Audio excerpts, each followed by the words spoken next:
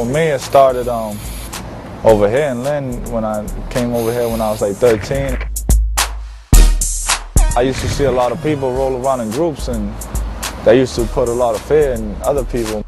In Lynn, the primary gangs are the Bloods, the Crips, and the Deuce Boys. Those are the three kind of large gangs in the city.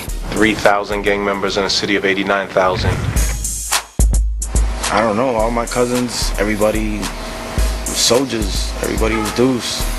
There wasn't no like, think about it, it was just, you're already that. When I was a young lad, my sisters were big into gang banging and stuff, and I used to try to fit in and hang out with them. Very, very subtle, man. I was becoming the very thing I didn't want to be, you know. There was just always like aggravation and fighting in the household with my grandmother, my mother, and aunt. Everybody always fighting each other, so it was just everybody had an answer, and the answer was fighting. Little by little, started wearing more blue than normal. That became my main color. But I was very much involved into sports, basketball, football, baseball, all the little leagues and stuff like that. Pop Warner, I was involved with that. And then I moved the street over, and that's when it all really changed. A new group of friends. And then I just wanted to be part of this group. I seen all these kids riding around, all in the group, and it's just something I wanted to be part of. Everything was cool at first, and then a year or two later, everything went downhill. Always had this real hate for my rivals, you know. It was just the thing to do. Well, I remember one time we were walking home from going to put in work.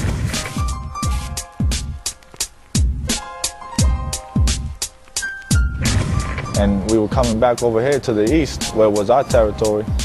That night, my friend was telling me, yo, because we always walked one of my friends home because he was always uncomfortable. Me and my other friend were joking around with him, like, yo, like, stop being scared and stuff. Stop being afraid, go home, man, it's late. Just go home, and we're gonna walk home. We don't want to walk you home today.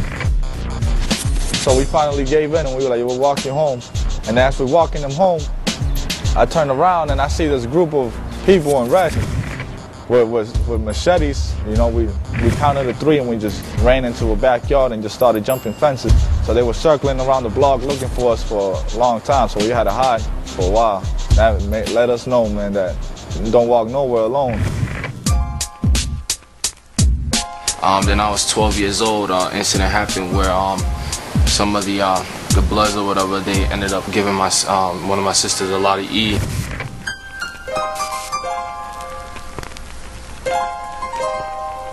And taking advantage of her and stuff.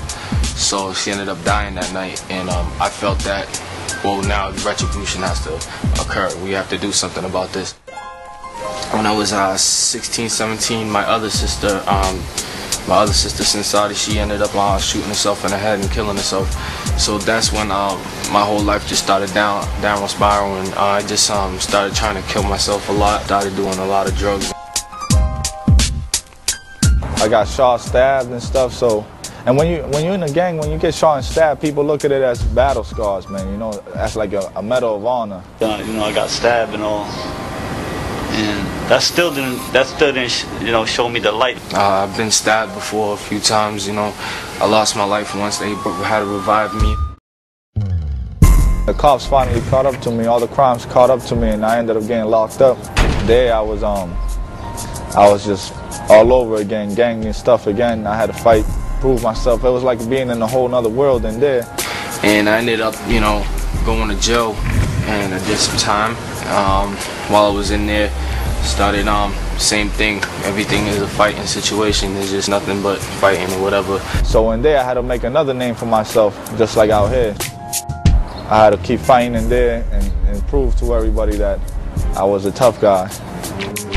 Every time I used to go to the hole,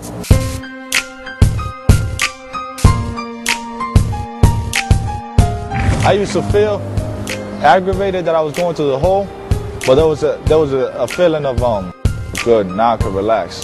I felt good there, and I realized that I felt good in there because I didn't have to fight in there. There was nobody I had to fight with. And I realized that maybe I don't want to fight all day. Maybe I don't want to be in the gang all the time. And they were talking about putting rivals because they had us on the gang block segregated from one another, the gangs. They had the Bloods on the top tier and the Crips on the bottom tier, and all the gangs in between. The gangs decided with Crips would be on the bottom tier with them, and the gangs decided with Bloods would be on the top tier with them. And you know, they were thinking about putting us together in one room. And I was like, that's crazy, because there's no way, man, there's no way. And they were talking about a lot of us, putting a lot of us together, and it's like, nah, that's not gonna happen, because we all got beef.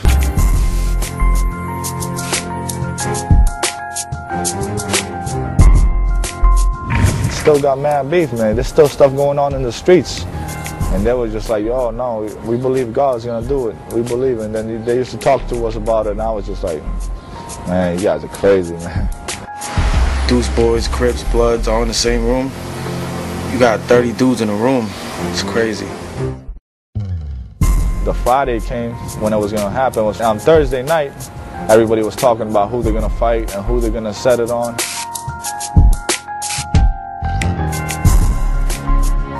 Everybody was talking about who they're gonna punch, and I don't know, I was just like, man, I don't wanna fight, man. I don't wanna fight.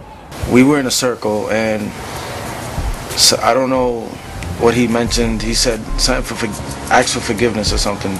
Like, look at one another and just be open. That's what I got from it. So I had got into it with one of the kids there that was a Crip. I basically just put my hand out and said, forgive me.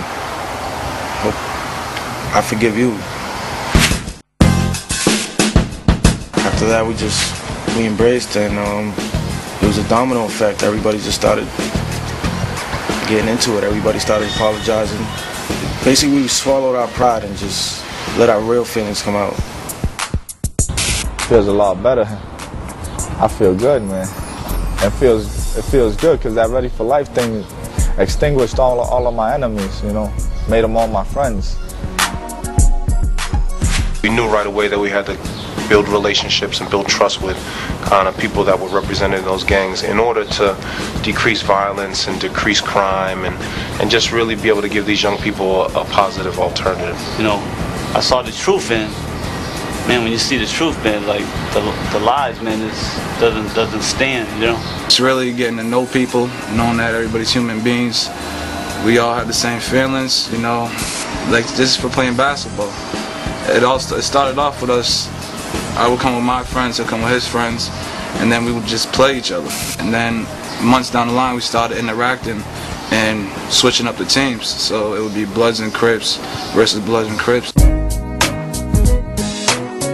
If you treat these young men not as gang members, or if you don't dehumanize them, but you treat them as individuals, as humans, and you respect them, you take the time to listen to them and care about them, then they're just amazing, brilliant young men. We don't address it as if these gangs are these terrible, you know, packs of urban terrorists. No, they're just young men, and we treat them like that, and they respond as such. When I talked with Jerron while we was going to these meetings, I felt like we wasn't different after all, you know what I mean? Like, we was afraid of the same things, you know what I mean? Young people have a need to be generous, you know, they have a need to give back, they have a need to have a purpose, and gangs meet that need. But so we understand that, so we create opportunities for them to serve or for them to be generous. So every week for the past 7 years, we've been they voluntarily go out and serve the homeless, and they love it, you know, they enjoy it, and it's an opportunity. They're so used to being looked at as these awful, horrible people. It's an opportunity for them to give, and it's rewarding. And they find out, oh wow, serving is rewarding. I start college in the fall. I'm doing everything thanks to Straight Ahead, because if it wasn't for them, I'd probably be out there OD'd somewhere, or, you know, probably dead somewhere, you know. What they do here, what we do here, is inspiration. Me hearing about his progress, about Cisco's progress in jail, is like, wow, I can do that. That really inspired me. Hopefully I can do that for some of my little homies.